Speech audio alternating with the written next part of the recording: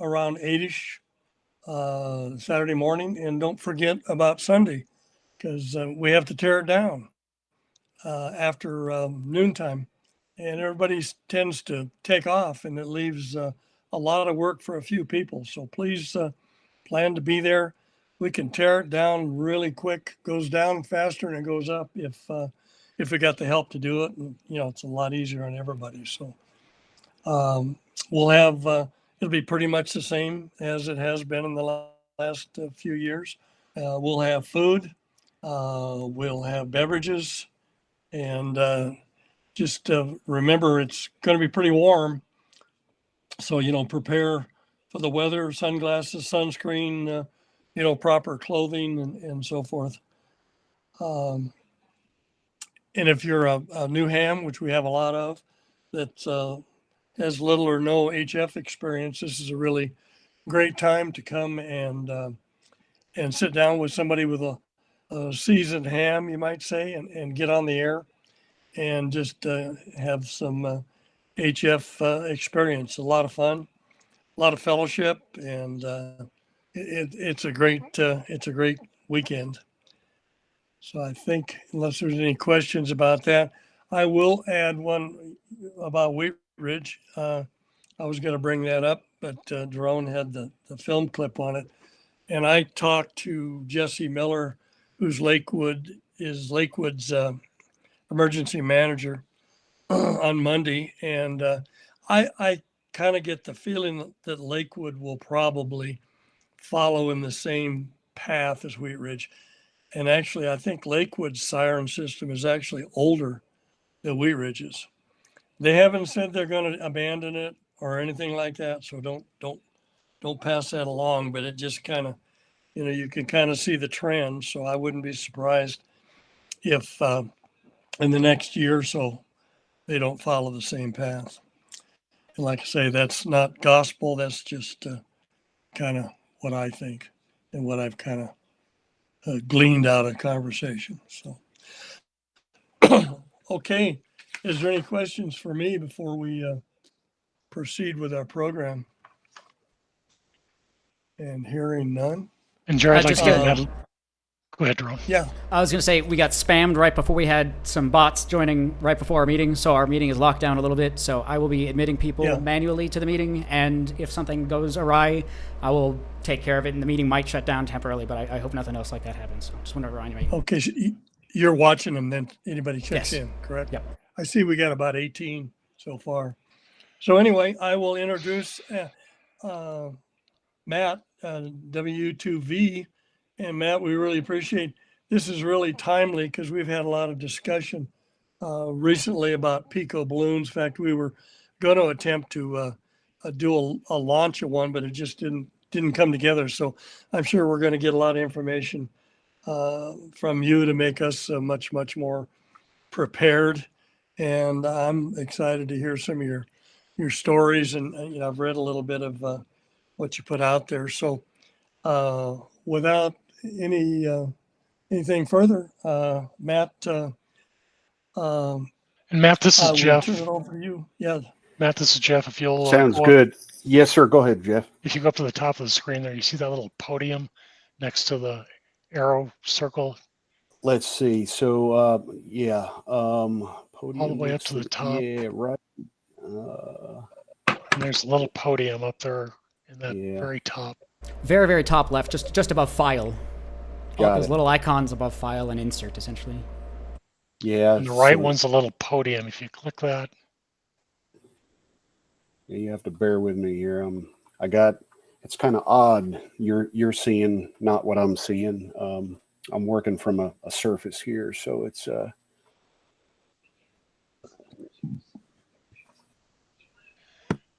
You mean you don't have one of the Chinese spy computers? Yeah, right. Yeah. So let's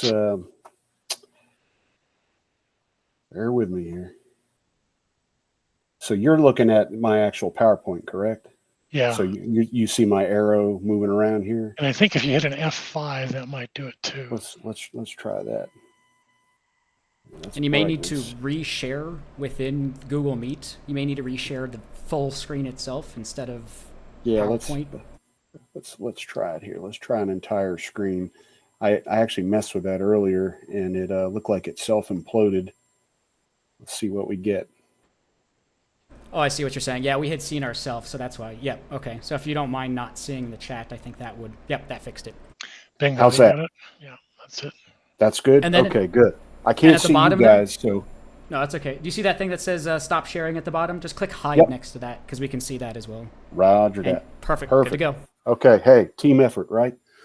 Well, I appreciate you guys having me. I always love talking about this stuff. So it's I think, Jeff, when you reached out, somebody says, "Hey, do you want to talk about balloons?" I'm like, "Sure, I'd talk about it all day and all night." So this is just one of the many areas of amateur radio that we do here. But anyway, good evening. It's 9 o'clock here on the East Coast, and like the introduction, just real simple. My name's Matt McMahon. I'm a retired fireman and paramedic, city of Greenville, North Carolina. Worked 20 years doing that, and I've been a ham radio operator since I've been 13. So I've been doing this a long time, and the best part about ham radio is you can do so many things and you never get bored.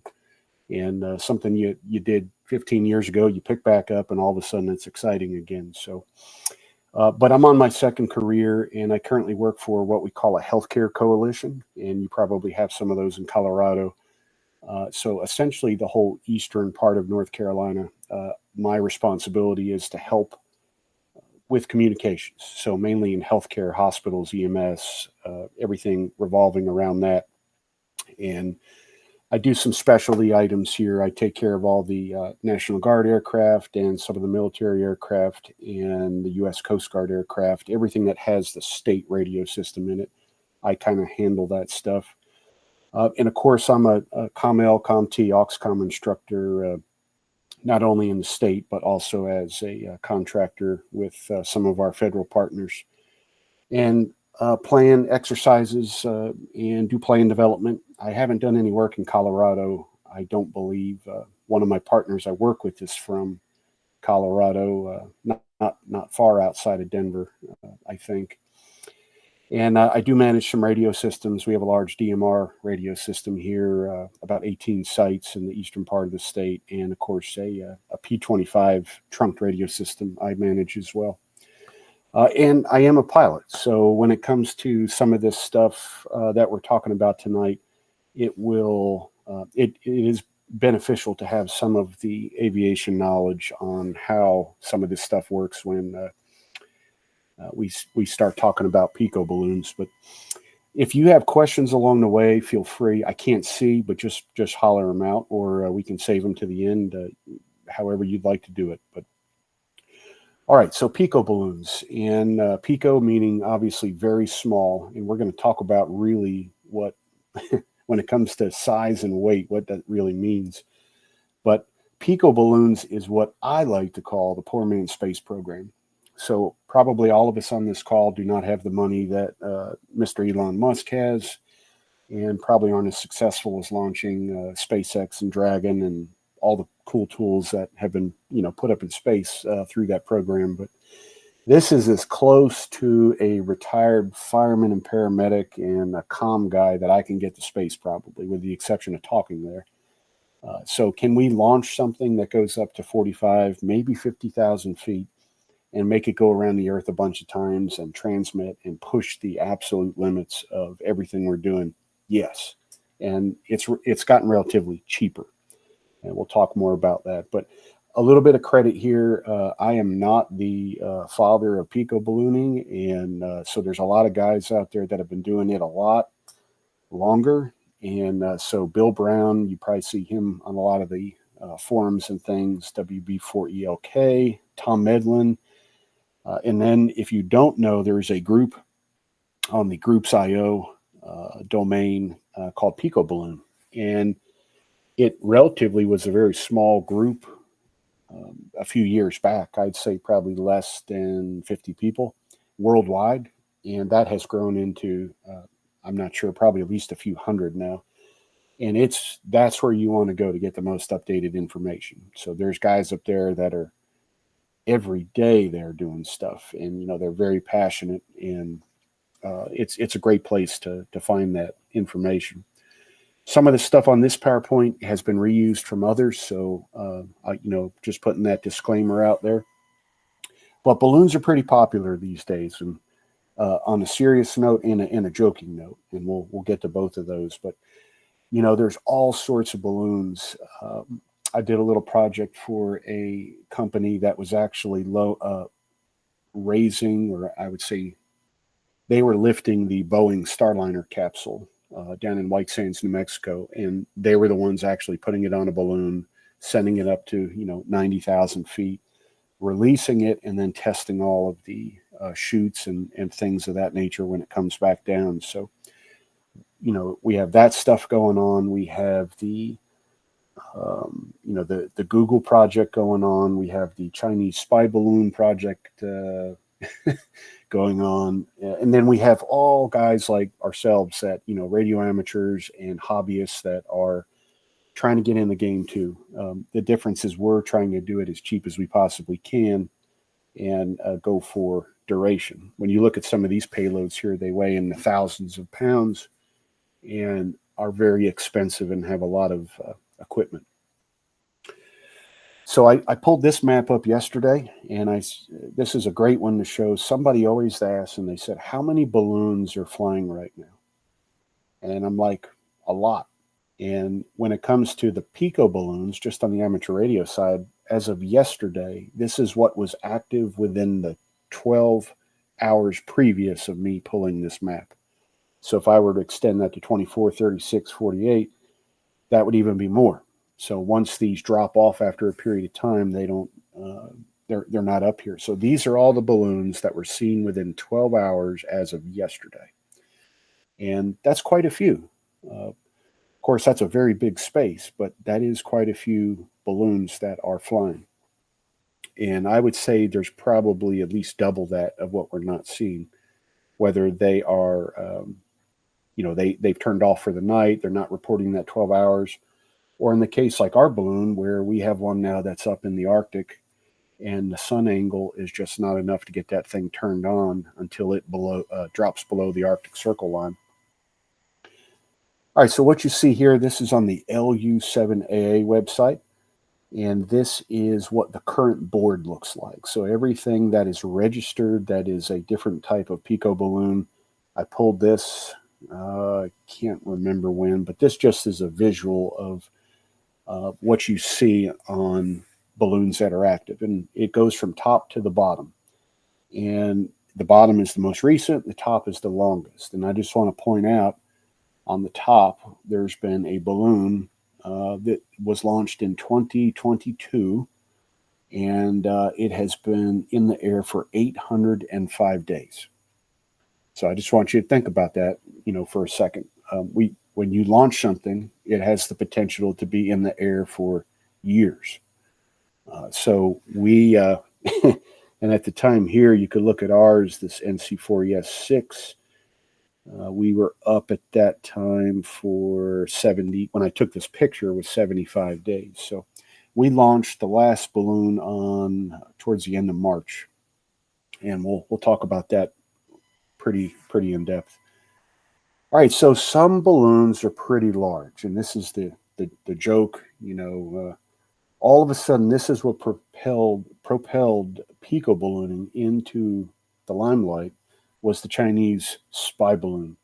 Of course, there's a lot of politics with all this. We'll leave all that out, but this gained attention. So this was obviously, it had a few thousand-pound payload and cameras, and this thing you could see with the naked eye, and it was, I think it was somewhere around 60,000 feet. But the point is that balloons are still a very viable option for many things: research, for surveillance, for communications, for putting airborne communications up. That in Puerto Rico, airborne balloons were used to launch radio repeaters, things of that nature. So still a very viable option for things. All right, so that was obviously the big balloons. And then we have some that are rather small. And that's mainly what we're going to be talking about tonight. So forever, balloons were of the Mylar, the silver Mylar, and then some, different types of plastics, but what we would call party balloons. And it was very hit and miss with these balloons on how high they went, how durable they were. But the goal was to get the payload as light as we possibly could. And what you see is a quarter there on the well, almost looks like it says $1 on there, but we're going to reference it to a quarter. That some of these payloads are very light. I'm talking single grams, 3, 4, 5 grams. The average quarter weighs about 5.5 grams. So we're launching something that weighs about the weight of a quarter. And then total, when we talk about the balloon, the antenna, the lines, everything attached to it, we're really shooting for something around 12, 13 grams at the heaviest. But what makes these balloons different, and what you see, like that Chinese spy balloon, what it was different is they actually can control that balloon by changing the pressure inside the balloon. And that's how these folks control where the balloons go. So when we launch these super pressure balloons, they go up until they reach a point that they equalize. And basically they stay there until an outside force disrupts it. So it could be, moisture, clouds, ice, gas leaks through the membrane, anything like that. Whereas the other balloons, they can actually determine the wind currents, and then bring it to the altitude they want it to go in that direction. And I'll show you pictures of what that looks like. All right, so these pictures are from Tom Medlin. He was mentioned in the beginning stages. What you see in this bottom right-hand corner is the SBS-13 balloon. And for the longest time, this was the standard on what balloons that were being used. I'm going to mention that I don't have any affiliation with any of these companies, or I don't sponsor anything. So we'll get that out of the way. But the SBS balloons were good, but they were very expensive. So on the average, I think they were about $150, $160, somewhere in that neighborhood for what you see there, kind of a piece of plastic.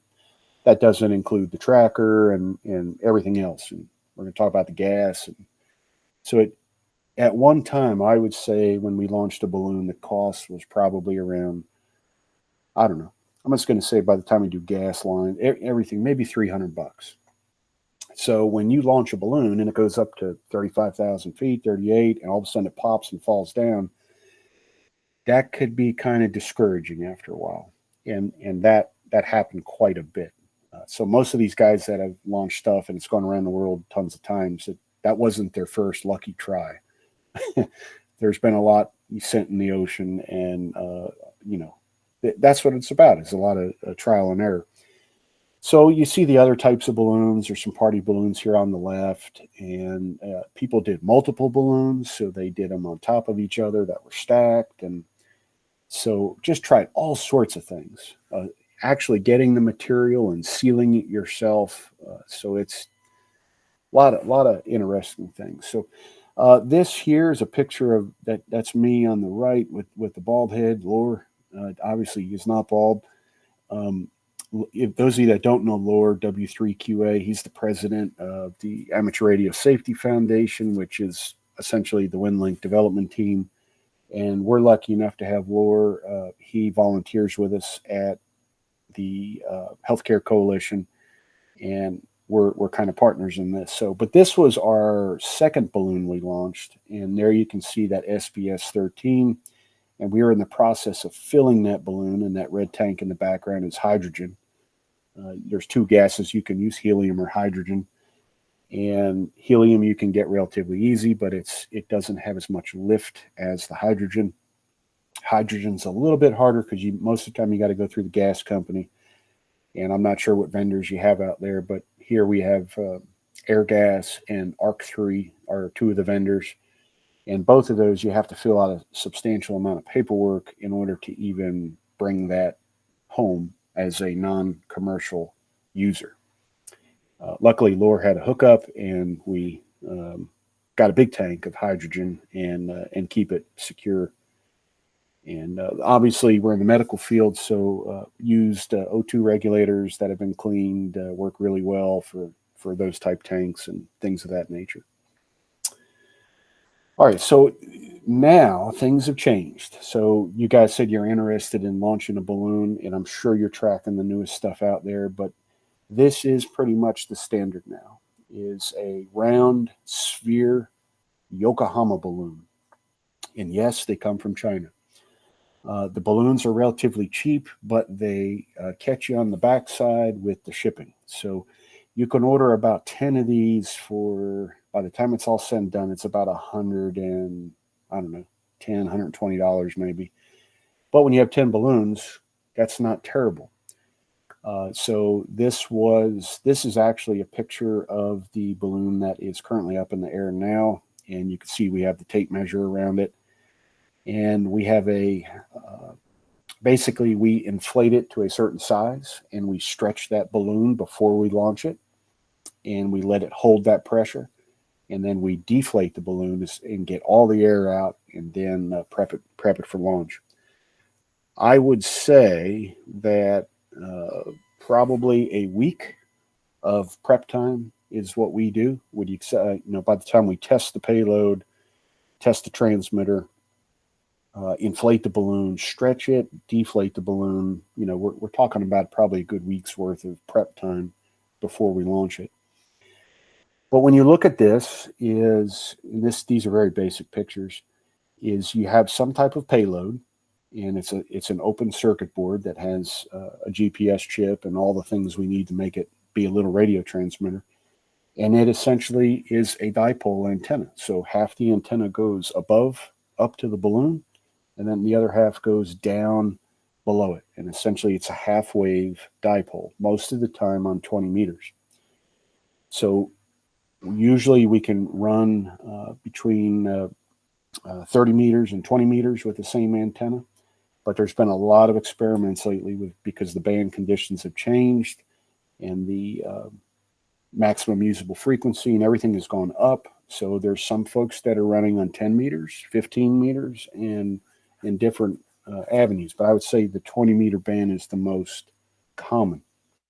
So when we're looking at that is, everybody knows about the size of a 20-meter dipole. So we got, 17 feet below, 17 feet up. Then we have the balloon. So, altogether it's, probably a good 35 feet of space, that's being occupied vertically. All right, so this is on the left. This was the number 2 payload we launched, and you'll see some pictures with it. But it's really basic, and what you see is in this one is a Zactec tracker, and this is a very reliable tracker. It's done very well, but it's a little bit bigger. And the way this thing works is you see the 2 power film solar panels that are off to the side. Basically, the sun charges, goes to the panels charge the super caps that you see, one of them circled in red. And when it gets to its proper voltage, then sends the burst out. So that's how the Zactec tracker works. Some of the newer ones we'll talk about are a little bit, to me, they're a little bit better and a little more reliable. And I'll tell you why. But what you see in the yellow circle is the U-Block's GPS chip. And that orange wire that you see sticking out of the top, that's actually the GPS antenna. What you don't see in the left picture is the actual dipole attached. So let's go over to the right, and you can see now we have some 2 drink bottles. And the antenna is made of number 36 magnet wire. And if you don't know how big that is, it's probably not much different in size than a hair. Human hair. It's maybe just a hair, literally. You see what I did there? Just a hair bit bigger. But that, and you could see it's coiled up on those bottles, and we use capped on tape to kind of reinforce things. And that is what when we bring that box out to the launch site, that's what it looks like while we transport it out there. All right, so back to how much all this stuff weighs. So Tom Medlin, this is his hand pictured here. It's on his website. He had some trackers made that were custom. They were in the neighborhood of 3 or 4 grams by themselves, which is just amazing. So a quarter weighs 5.67 grams. So, we're talking almost half the weight of a quarter is what the entire transmitter and circuit board weighed.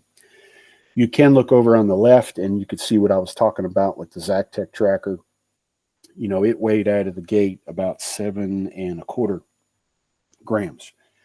Now you can do things to lighten that up. And if you really are, going for the gold here, you can desolder that programming connector. You see the black one, we can offload that. Okay, maybe that's a gram, and maybe we can trim that board up a little bit. And so there's a lot of folks that do that. I personally, we don't do that because if a half a gram is going to make or break us, then we're not doing something right.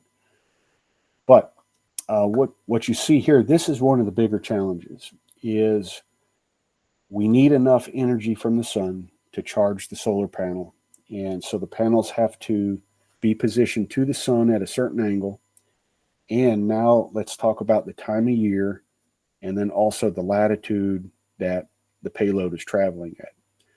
So if you go up to the Arctic Circle line, it very well may be at this time of year that at least over on our side of the world, the highest sun angle is probably 28 degrees, maybe 30 degrees is the highest the sun will get in the sky. So that's a problem if you have your solar panels facing directly up. That makes sense.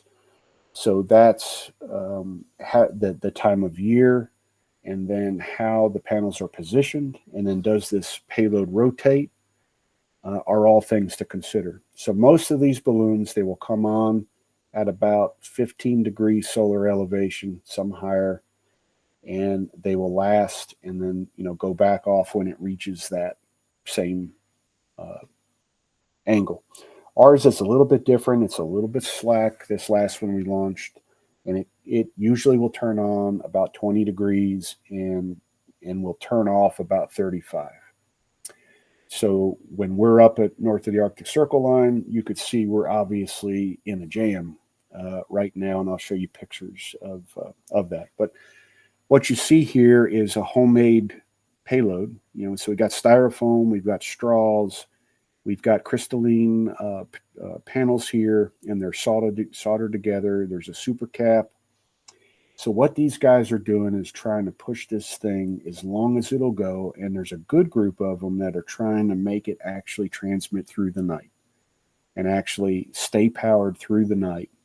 And some of them have been pretty successful in doing it. So, but it comes at a cost, and that's the whole weight, challenge. So this is the tracker that is up there currently. And the last time we heard from this was actually around the 10th of June, I believe. And I'm going to show you a picture of it. We were on our 5th lap, and we're on our 4th, just coming up to finish and start our 5th. And the winds changed up in Alaska, and the payload went above the Arctic Circle line and started going back west. And the last time we checked, it was about 2,000 miles to the west. And we lost it going up into the Arctic Circle. I hear a little bit of a... Sorry, W0CRA. I'm going to have to mute you. Sorry about that. We can hear our meeting. Oh, they left. All right. Sorry about that. I was trying to do some problem solving there, figure out where it was coming from, but I couldn't see. So that is, I have good confidence that this is still flying, and she's probably just not transmitting. And if she is transmitting, there's just nobody in Upper Siberia to hear her. and the conditions have to be just absolutely perfect to go out a good distance, and I'll show you what that looks like. But that is a very difficult place to get transmissions out of. All right, so I'm not going to bore you with the Whisper protocol. You can look at this after, and unfortunately, it looks like I did not separate these two charts here. Sorry about that. One of them, though, is what the biggest challenge is Whisper does very good. It's very slow, but it's a very weak signal protocol. So the main things that a Whisper protocol will send is the call sign, the grid, and power. So the big thing now is all these vendors are trying to do this differently. So they decode, they try to hide things in some of these different pieces of information. So on a Zactec tracker, what it'll do is it will come out as the first burst. The first transmission will come out, call sign, grid, and in your power level. And actually what that does is it gives you your course altitude. And it will turn around 2 minutes later and it will give the second burst of transmission. And then it will decode the power as altitude and actually will give you a fine altitude. And then you combine those two together and it gets you a pretty accurate reading on what your altitude is. But so that's what, when you start looking at some of these Whisper decodes and you're like, that's not a valid call sign, is what that is the second transmission on a lot of these balloons. And it's decoding or it's embedding different types of information into that Whisper stream. And there's folks, so we're going to talk about the Torpedo tracker. That's probably the biggest one. I don't want to say it's the best one, but it's the hot one right now. It's really good. It's doing a lot of good things. So right out of the gate, it also embeds voltage on what the payload is. You can do temperature. So the goal here is to do more and more and more data and try to pack it into this little bit of space we have. So that's what Whisper's all about. And you can get way down in the weeds with it as far as the technical stuff. And I totally encourage you to do so. But in lieu of time, we'll keep moving.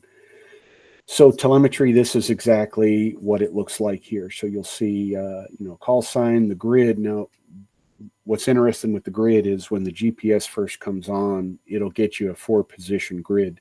So we see here JM92. As that goes further and it refines itself, it will go into a 6-position grid. So when somebody says, what's the accuracy of where that balloon is? Well, it's as accurate as a 6-position grid. So that's a lot better. It used to be only 4 positions we were doing. So it could be, I forget how big a 4-position grid is, maybe, I don't know, 90 miles maybe. That kind of told you where it was, but not exactly. So it's somewhere in this box.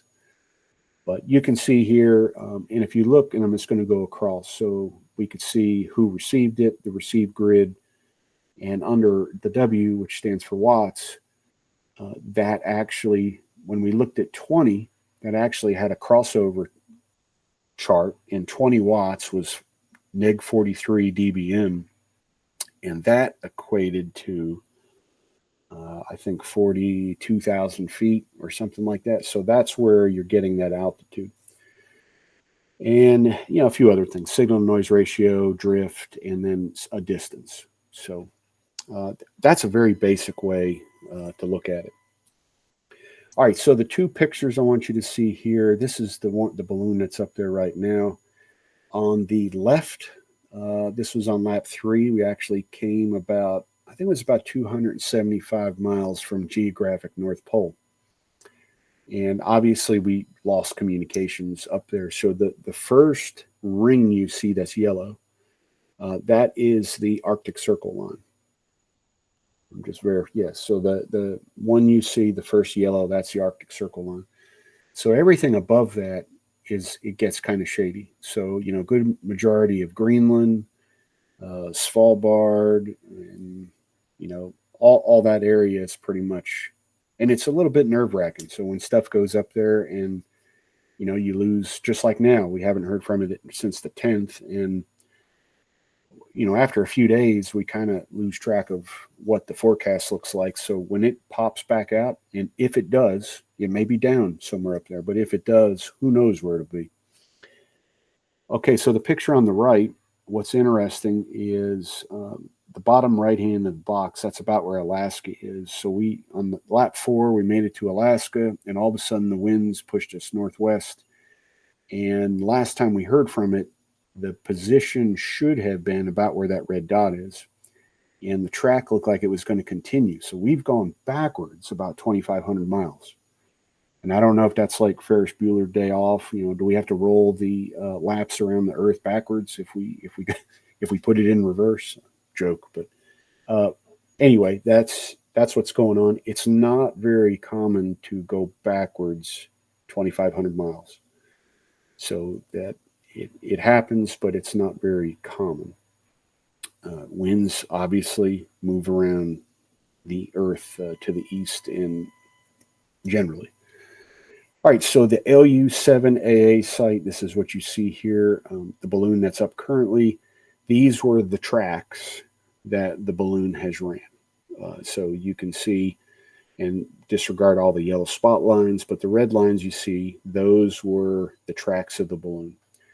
So some of those look kind of weird and jagged because that may have been nighttime, and it's only plotting from this point to that point. So if it was during the night and the balloon was traveling fast, it may look odd, like this one over here to the right, and it shoots straight up. So there's some points missing in between there, obviously. But it gives you a general idea of where that thing has traveled. And if you look at the data up here, it's pretty interesting. So at this time, 20 milliwatts, 42,519 feet. It gives us a course. It gives us a velocity. At this time, it was 19.1 kilometers per hour. And then it also gives you the sun elevation of where the current location is. That's helpful. So you can see it's 55.3 degrees. And then gives you a total travel. So when I took this picture, we had been in flight for 75 days, 5 hours and 51 minutes. And that's pretty good information. All right, so what you see here is the GUI on the Zactec tracker. So all of these trackers have some type of graphical interface, whether you shoot firmware up to it or, it's a browser or you have actual piece of software. This is what it looks like. And you can see what we programmed there. And you can actually put other bands in there, but it's a little more complicated because there's filtering. But overall, 20 and 30 is the most common, I would say. And you can see here, you can actually do some tests. And, if you have an analyzer, make sure it's on frequency. And you can see here where it's 14.097.187. That's where we adjusted it to get it exactly where we wanted it. And you could see the different time settings, and that changes with different payloads. So here, every 10 minutes is when this. So somebody often asks it, how much is this thing transmitting? And it's every 10 minutes. All right, so test time. So this is one of the challenging items. So when you put all this stuff together, and before you send this thing up to 45,000 feet, you want to make sure it works. So there's a few different ways to do that. I found the picture on the right where it is horizontal, which that's not how it's going to fly, but it is much safer for the payload, the antenna. Remember how chintzy this antenna is. And when you look at the picture on the left, that's a spider wire, spider stick, fiberglass extended up. And you could see how the payload is way off to the left because that's how the wind is blowing. And with those two solar panels, it's like a wing up there. So that thing is twisting around a million times, and wind stops and it hits the pole and then takes it. So just be careful. A lot of antenna failures. You really want to be careful with the antenna. What we do on the top side of the payload is actually put a piece of spider wire fishing line that goes from the balloon down to the top of the payload. And that also gets attached to that antenna. So that kind of reinforces the connection from the balloon to the top of the transmitter. And then we just do a bare wire below the transmitter. But you can see if you were to send this up 45,000 feet and you lose the antenna or half of the antenna breaks, that could be bad. You know, so that the thing may be working and doing everything it should, except it just doesn't have all the antenna or lost the antenna. So that's a very critical piece of this whole setup. But doing basic, so what you see here on the right with it on these tripods, transmitting 10 to 20 milliwatts of power. And remember, number 36 magnet wire, this thing is heard all around the country. So during the daytime, you know, afternoon, there's a good chance one of you guys are monitoring Whisper. You would hear this thing transmitting in the backyard here in North Carolina. Pretty crazy, isn't it? At least I think so. So, but that's how we test it. And we let that burn for, you know, we'll let it run a few days, watch the weather, make sure it doesn't rain. And we'll let that run and we'll gauge the time that it turns on, turns off, you know, and kind of get a little bit of performance before we send it up. All right, so the second balloon we launched, we do I call it a commemorative world tour logo. So this was the lap one on the second balloon. And you could see what we do is we put all the countries that flew over. And so it's pretty interesting. If you don't know, with an average wind, it takes about 14 days to circle the Earth. All right, so this was number 6. This was the first lap for number 6, and same thing. So we did a little commemorative logo on the first trip around the world.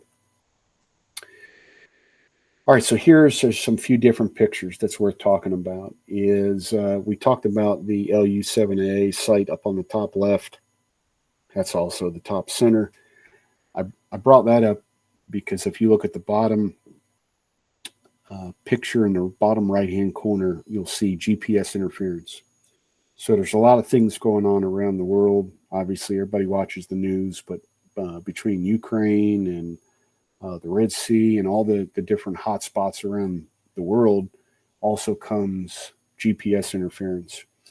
So there's live maps of where air traffic is reporting GPS interference. So we actually flew over Ukraine and the Black Sea and didn't have any problems. And but you can see, you know, Turkey, Syria, that whole area. So just be mindful when if you're, you know, you got a payload up there and all of a sudden it looks like it's, you know, wrong. It shows up on the other side of the Earth. A lot of times it could be either it's having, you know, bad information spoofed or it's being blocked totally. What you see on the top right is just a basic, there's an app called, pull it up here for you. It's the best one. It's called Whisper Watch. I know it's on iPhone. I'm not sure. I'm sure it's on Android. But basically, I can just punch in there. And like right now, I'm actually looking at, oh, guess what? I'm excited. So you guys, our balloon, we haven't heard from it since the 10th. And I just pulled it up and it has one spot. And somebody decoded it in Anchorage, Alaska. And it is currently 1,500 miles north of Anchorage, Alaska. So you guys in your spare time, you can pull up Whisper Watch or any of the Whisper Rocks or even the LU2V and look up NC4ES6 and you could see where that just got spotted. So she's alive. She's still flying. She's stuck up in the Arctic. And I'm very surprised actually where it's at that it even transmitted with that sun altitude. All right. What you see on the bottom center is actually, that's my station at my work desk. And I actually decode, I have a Whisper station that monitors that. And we generally can receive that if the balloon is anywhere from really Hawaii to Africa and the conditions are good, we pretty much can receive it here with nothing but a dipole wire. All right, some more pictures. This is actually what you see, the top center and in the bottom center. It's the same payload. It's just after the antenna's been added, connectors removed, a bunch of Kapton tape added for reinforcement. And there's Laura and I. Perhaps the most single important thing with this stuff is when you seal the balloon. I can't say that enough. That's the biggest thing that fails 90% of the time, is a bad seal on the balloon. Don't know if any of you guys are drone operators, but we have a little tradition here. When we launch a balloon, we send the drone up with the balloon within the parameters of what's allowed. So, less than 400 feet above ground level. And so we get a little bit of video, and it's pretty cool. But this was us launching the NC4ES6 balloon, and that was a picture taken from a drone on the right, following it away. All right, so let's see what we are on time. We're about 45 minutes. Some statistics here is, so this NC4ES6, the first lap is flight time. Like I said, this was on target, 14 days, 4 hours. Distance traveled, 24,836 miles. Average altitude, 45,000 feet. Average speed, 63 miles an hour. Of course, the sun angle. At this point, the furthest we had received or somebody has heard us was 9,300 miles. We have since beat that. I want to say we were at, the record now was 12,000 and something miles. And it was on the other side of Australia, and it was like in the Atlantic. So how about that? So 20 milliwatts, 20 meters at, of course, we have a little bit of an altitude advantage, at 45,000 feet, but still, it's still skip. And, 12,000 miles. So that's pretty awesome. One thing that is great when you guys launch a balloon is when it comes back around the Earth and you're home at your home station and you decode the balloon that just went around the Earth, and you can hear it. So, and that's what you see down here. That's my home station. And I was decoding that. This was on April the 4th, which was 14 days after we launched it. And you could see on the picture on the right, that is it coming across the Pacific. That's a long, long ride across the Pacific, not much there. And you can see somebody in Anchorage decoded it, Hawaii, and then, of course, on the West Coast. There is a sun angle calculator that's helpful, and you can just Google sun angle calculator, and it's just a website, and that's what you see on the top center. So right now, if I wasn't on here, what I would do right now is I would get on, and I'll show you, called High Split. It's managed by NOAA. And I would run a trajectory on where that balloon is right now for the next 72 hours. And I would also be pulling up what the sun angle looks like and doing all that. So when we get off here, that's what I'll do.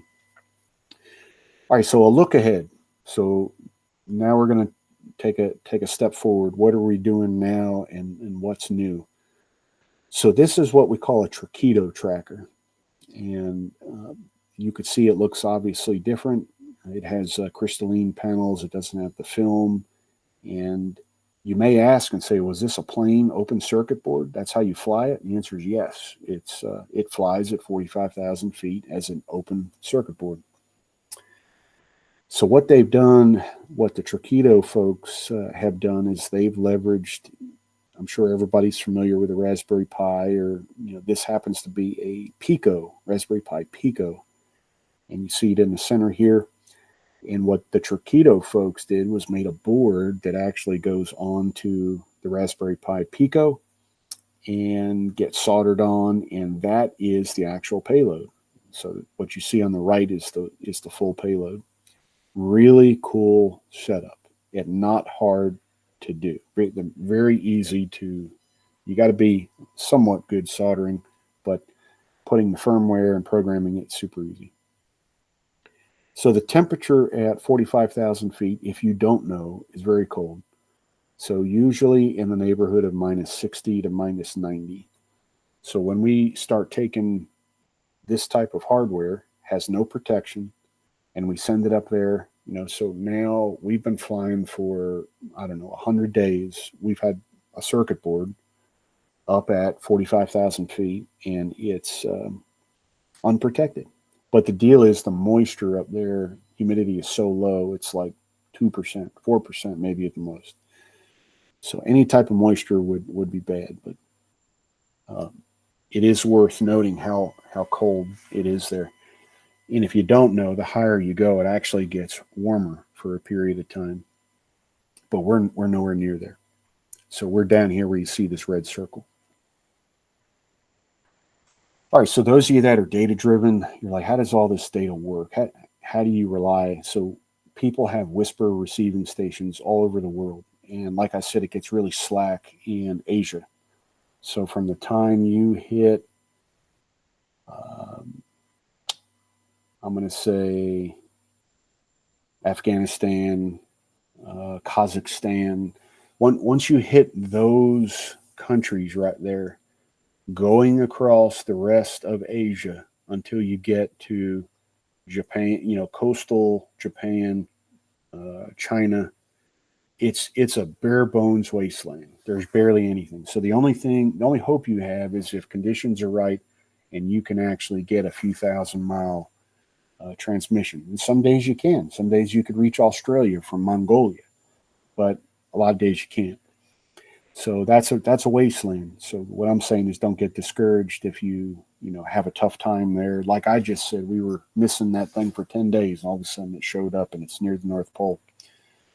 But what happens is it comes in through WhisperNet and then gets parsed out to all different places. So it comes down. QRP Labs has a site. LU7AA has a site. This SonHub Amateur has a site. And then it gets pumped up APRS.is or FI. Anyway, it goes all over the place. And but this is kind of the path that it takes doing so. And a lot of times one of these sites will be having technical difficulties. The data is not parsing right. And, it's like a building block. So this one falls down and the rest of them all look bad. We've had many days where the altitude is shown 0, even though we can look at the power and see that it's flying correctly.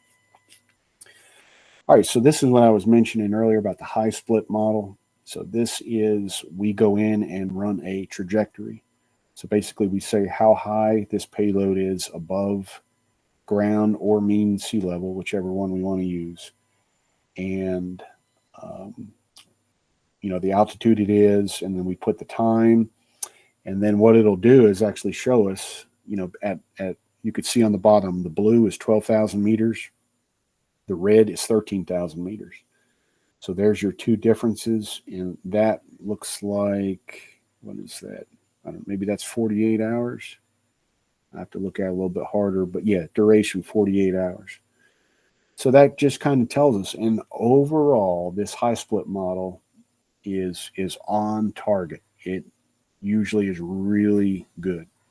And what's interesting, when you look at the profile on the bottom, you can actually see where it goes over high terrain and mountains, and you can actually see that. So when we flew over Mount Everest in that area of Nepal, you could clearly see where in the altitude profile the mountains were. Pretty interesting. Those of you that are familiar with APRS, so all this is fed to APRS as well. And you could see this was one of the early balloons. And we were over right outside of Cairo at that time. But you see how these squares, see how it looks coming across from the left to the right, follow the green line, and it looks awful boxy, doesn't it? And that's because we were in those 4 position grids. And that's the one disadvantage of the 4 position grids is remember, it's all doing it by box. So that's how it figures out. That's why it looks that boxy. And you could see the same thing. This is the LU7A site, and you could see how that kind of looks like a set of stairs there. And one interesting thing this site does, if you look at the balloon, the red circle there in the middle, it will actually give you the forecast of current trajectory and wind. You could see that grayed out balloon to the right. So it gives you a little bit of an idea of direction that you can anticipate that to go. All right, weather, major factor. So one thing, if you're going to do balloon work, you're going to become very familiar with geography. And everywhere the balloon goes, you're going to be looking up and you're like, wow, what is here? What's this place? But also the weather. So you can see when I took this picture, I don't think I can even see when I took it, but what you see, everything that's in the purple and the white is very fast winds. So that is, 90 to 100 mile an hour winds. So when you start looking at this, and you see where North Carolina is right in the center of the screen. When you start looking at this and you're like, okay, where do we want this thing to go? And when is it a good time to launch it? So, we're going to make sure we're clear clouds. There's no icing,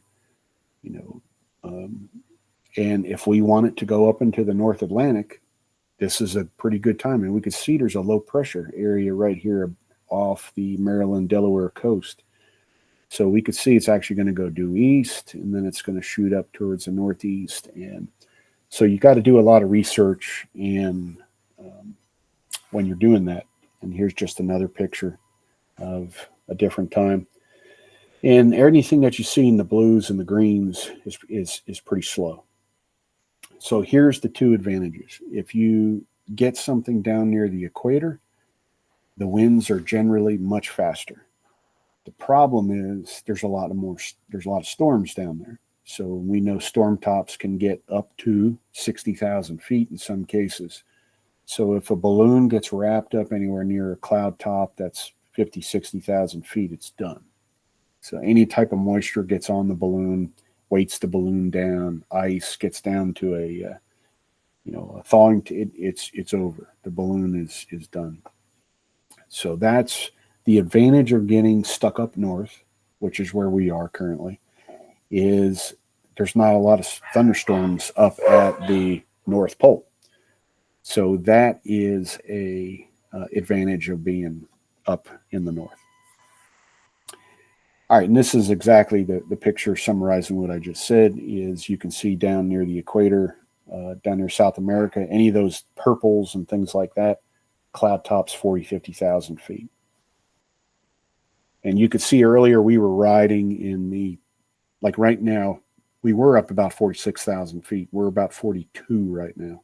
Some of that has to do with the pressure area that we're in.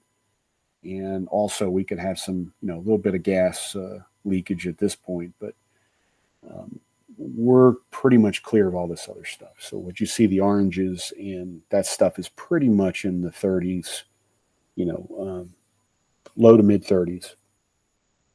So we comfortably ride above most storms. All right, so another one that comes up is it legal to launch a balloon? I know that question will come up, so I'll go ahead and hit it. And the answer is yes. So I believe it's FA Part 101. I have to go back and research that. I never can remember that. And basically, there are a set of rules. And the payload has to weigh below a certain weight, which I believe is 4 pounds. And any lines attached to it has to have a braking strength of less than 10 pounds. So essentially do airliners fly in the mid to low 40,000 foot range? Yes. A lot of them are in the upper 30s, but yes, if you go on ADSB Exchange now and look, there'll be some in the 40s, low 40s. Generally not above 45,000 feet. So the odds of hitting a balloon are very slim. But if they do get ingested by an engine at 45,000 feet, because they're so small, so lightweight, it essentially is a no event. The engine ingests it, burns right through it, and there really should be no impact. But there are 3 countries that you're not allowed to transmit over. One of them being the United Kingdom, another one being Yemen, and the other one North Korea. So what that GPS transmit with the transmitter, with the help of the GPS, knows when it's within that geofence of those 3 countries and turns itself off. So you can see here where this balloon was approaching up to the United Kingdom. The last report was technically right on geofence line, and it turned itself off. And then when it clears that, it turns itself back on. So yes, there are 3 countries that you're not allowed to transmit radio over. All right, so typical launch is we go to a clear open field, and you want to make sure that the ground is free of debris, because you're going to have to string this antenna out on the ground, and somebody releases the balloon and somebody holds the payload, and that's it. It's a big event for not much, and you watch a balloon go up, gets out of sight, and that's the end of it. And then it's going around the world. All right, so let's see, we're right at an hour. I think that was pretty good timing. Everything in this presentation I will classify as TLP white, so it is free for disclosure. You can do what you want with it. There's nothing in here that is about launching missiles or anything secret. And in the balloon world, we joke that we're keeping up foreign relations. And we could see the different pictures up here. Obviously, I hope you find some humor in that. And we have flown over North Korea, China, over a nuclear test facility in China, and let's see, Ukraine, a lot over Russia. And this is my personal opinion. We here in the U.S. have the technology to see these PICO balloons. I'm really not sure the others do. So I will leave it at that. So I guess this is a good time for questions. I'm going to stop sharing if you guys don't mind. And I will share this presentation with you guys. You can do it as you see fit. And so any questions? Did that bore you terribly? Did you get anything out of that? A question here in the chat from, I think it's Bill, YKV, a DRC Fest, raised his hand. I got 2 questions here. What is your typical payload, or do you just, what kind of a payload do you put on these balloons, and how much is the total weight of the payload? Great question. So the payload itself is nothing more than that tiny circuit board that has just a very few telemetry items. So GPS chip, a little bit of transmitting hardware and the antennas, and some of them will have like a temperature sensor. So I'll be honest that the next point here is there's guys already working on how do I attach a very small micro camera. It's funny. Relax. We're just trying to take pictures.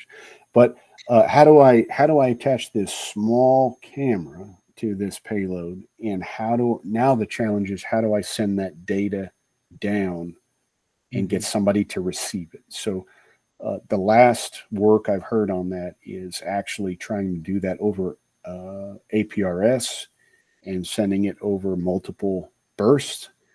And so there are folks working on that. So I'm going to say, to my knowledge, nobody's running a camera right now, but obviously long range planning, and we're pushing every single thing we're using to the absolute extreme. So, it's temperature extremes, everything. So that's what's the fun part of this is really pushing everything to the absolute boundary. Mm-hmm. And what's the typical weight? Oh, typical weight, usually total weight, antenna and everything's usually, we try to target it below 12 12 grams. Oh, okay. That's Yeah. that light. Yeah, very light. I used to work with magnetometers, and the idea of putting a magnetometer on one of these would be kind of fun, but I don't think they're that light yet. So that's come up a lot. So a lot of the guys were trying to figure out how they could actually measure radiation inside the balloon, because one of the things that degraded the balloon was obviously solar radiation at that altitude. And but yes, that's the, if you want to call it the advanced part right now, is that's the advanced guys trying to squeeze the most amount of things they can on this. Traditionally, we're lifting with about 7 grams of free lift. That's usually our target. Okay, thanks. I got a question. Matt, I have a question. Oh, go ahead, Jerome. Sure. Okay. How are they kept at a certain elevation that they don't pop? I guess I could look that up. Great question. So that's where we, when we do that 7 grams of free lift, we've calculated, there's a big calculation on how much the payload weighs, how much free lift, and we generally know where that balloon is going to rise and equalize to. The tricky part is like I said, we're trying to push that boundary. So if I inflate that balloon with 10 grams of free lift, so there's a good potential I can get up to 50,000 feet maybe, but also maybe not. So it's a gamble. So eventually you get to the point where we exceed that and then the balloon pops. And that was pretty popular, not popular. It was pretty common on the SBS balloons that if they were any bit over, they popped. The Yokohamas are a little more forgiving, but they will pop as well. Perfect. Thanks. Now we had Jeff and then Tom. Yeah, Matt, I was wondering, the radio silence area over United Kingdom, is that a result of the Minworth Hill facility there? Is that why they don't permit transmission, or do you know? Great question. I'll be honest, I don't know. In my understanding, that is a old, and I could be wrong on this, but my mind is telling me that is since World War II. There is some impact on that, but that's a good one to go back and research. You know, I thought that too, and I'm reading Wikipedia here about Minworth Hill, RAF Minworth Hill, and they say it's described as the largest electronic monitoring station in the world. Could be. It could be. Absolutely. Let's see, I think Tom, or no, who had their hand up? Ron? Yeah, Tom, go ahead.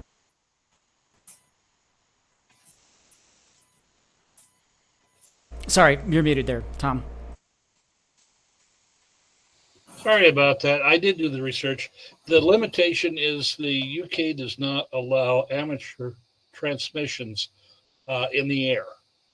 So you wouldn't be able to do it from an airplane.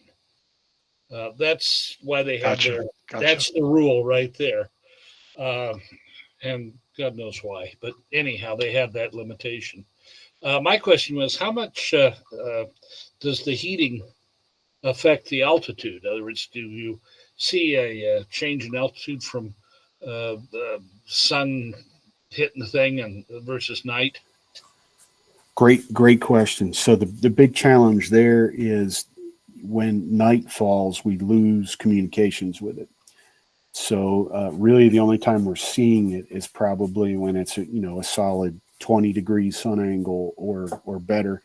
But yes, I would think there's some changes there, from day to night, because I'm sure the balloon does heat up during the day, but it's not tremendous.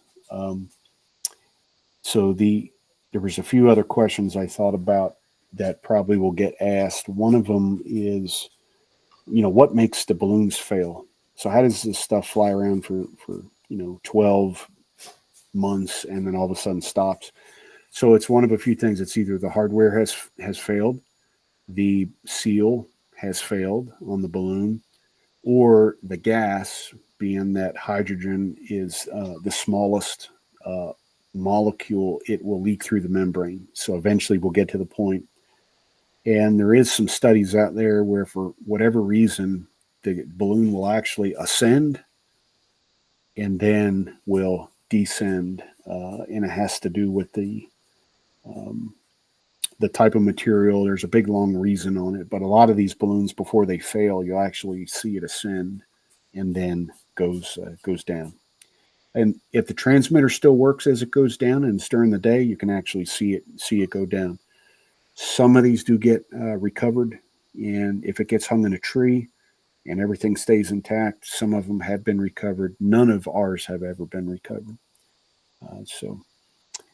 Cost now is, we're talking about, I would say by the time you're all said and done, maybe $75, $100 per launch now.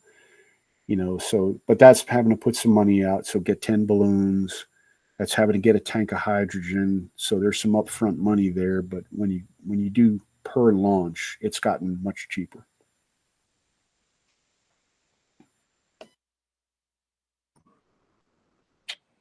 Okay, well, this Very cool. Jerry, we're running a little late here. So any final questions? And by the way, I didn't get an opportunity because of all the stuff that was going on there in the beginning to announce our drawing. But as usual, we've got the $25 HRO gift certificate.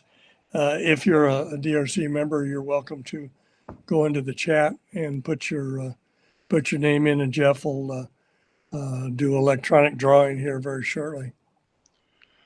I think we got one hand up, FPI, Ron. Okay. I think he was maybe just giving a thumbs up. Okay. But we are launching a PICO Balloon during our field day this weekend. So I'm not sure on exactly on the timing. Probably be midday Saturday. So come check that out. And put this. That's fantastic. I would love Jeff, or please share that information. And the only thing I can add is you guys will be surprised if you put this out, that how many people will follow this. So, and I'm not saying just ham radio people. I mean, there's like people, if you put this on social media, there's like people that just are like really into this stuff. Like they find it really cool. So just be prepared for that. Okay. Any finals? Well, we sure appreciate your time in doing this. Very interesting and very timely, Matt. So maybe we can get you to come back again sometime and give us, another version or some more history. Absolutely. Appreciate the opportunity, and you guys, good luck with yours, and I'll be tracking it, and appreciate what you guys are doing. Okay. Very good. Very interesting. Thank you. Where Jerry? we standing there, Jet? Yeah. I have a quick question for you. Is there anything you need picked up from the Alameda Fire Station for field day, since I live so close? Not I'm aware of, no. You've gotten it already? I don't believe so. Thank you for offering. Well, okay. Well, if you need, just give me a holler. I'll be there probably 8 o'clock Saturday morning. Okay. Yeah. Hope we see a lot of you there. And where are we at, Jeff, on the drawing? Got 11 entries. You want me to roll it? I think everybody's had ample time, so go for it. Okay, so the winner tonight is Rob Matthew, KB3 VCU. Hey, congrats. KBC ACU? Kilo Bravo 3, Victor Charlie Uniform. KB3 VCU. Okay. Congratulations, Rob. Kathy will get that sent off to you momentarily. So, any finals? We'll close it. And thanks again, Matt. Yeah, Matt. Thank you very much. Very good. Okay, guys. Well, thanks. See you Saturday, and come out and enjoy field day. Come help. We need it. Thank you. Good night. Take care.